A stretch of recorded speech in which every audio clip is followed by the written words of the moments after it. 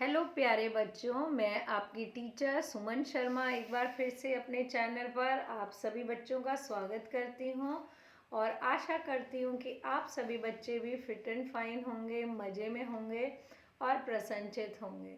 तो बच्चों, आज मैं आपके लिए नवरस हिंदी पाठ्य पुस्तक से कक्षा 1 पाठ 19 टोपी वाला और बंदर एक चित्र कथा समझाने जा रही हूँ। आई होप आप उसे बहुत एंजॉय से सुनेंगे और समझेंगे। पाठ शुरू करने से पहले मैं एक बार कहना चाहूँगी कि जो इस लिंक से पहली बार जुड़े हैं प्लीज़ वो मेरे चैनल को लाइक करें, शेयर करें और सब्सक्राइब करें, जिससे समय समय पर आपको हिंदी विषय संबंधी जानकारी मिलती रहे और हमें आपसे मोटिवेशन मिले, हम आपके लिए और बेहतर और आसान शब्दों में आपके लिए अर्थ ला सकें। तो चुन्नू मुन्नू बच्चों, फटाफट आप शेयर करें।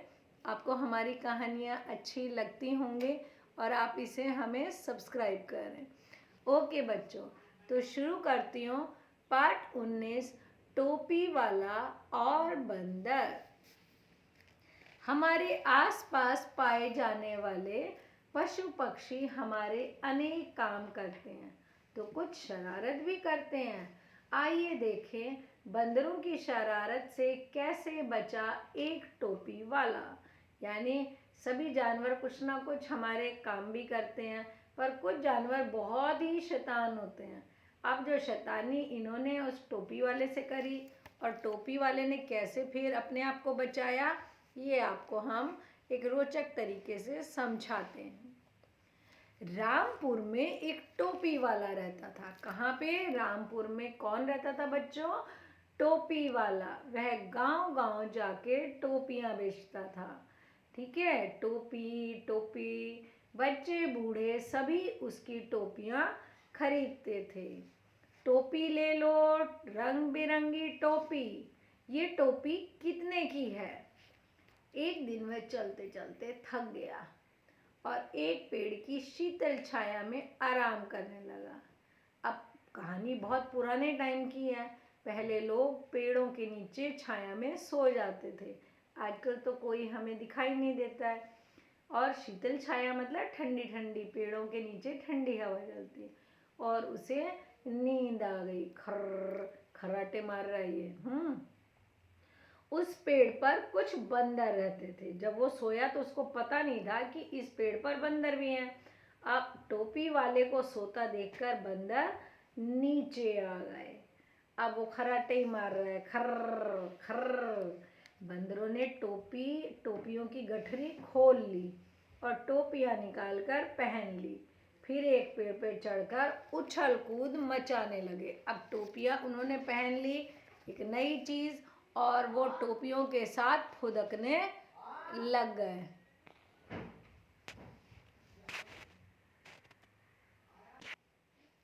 अब टोपी वाला जब भी गहरी नींद में सो रहा था, यानी उसे पता ही नहीं चला कब उसका थैला निकाला, कब शोर मचाया, और बंदर उसकी टोपियां लगाए पेड़ पर उछल कूद कर रहे, कभी इधर कभी उधर। कुछ देर बाद वह टोपी वाला जागा। वह खाली गठरी को देख के आश्चर्य में पड़ गया। ओह माय गॉड, मेरी टोपियां कहाँ गई? अरे मेरी टोपियां कहाँ गई?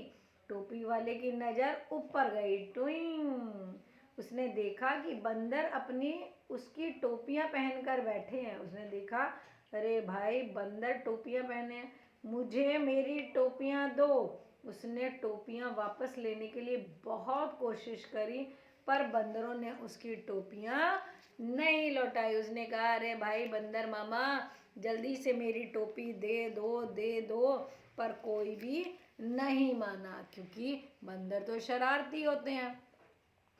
अब देखो कहानी में क्या ट्विस्ट आता है। तभी टोपी वाले को एक उपाय सूझा, उसको एक आइडिया आया। उसने अपनी टोपी उतार कर फेंक दी।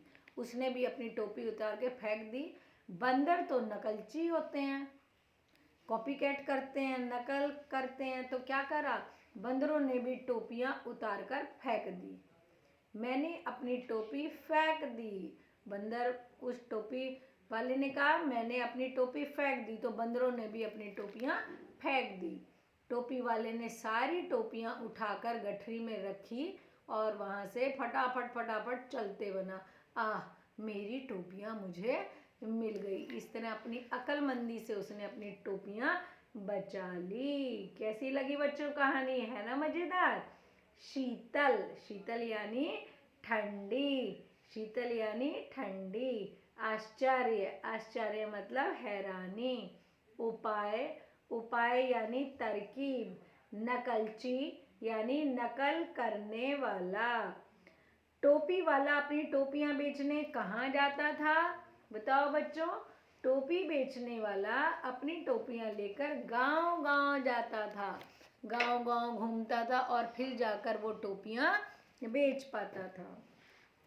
टोपी वाले की टोपियां कैसी थी। टोपी वाले की टोपियां रंग बिरंगी होती थी। बच्चे बूढ़े सभी उसकी टोपियां पहनते थे।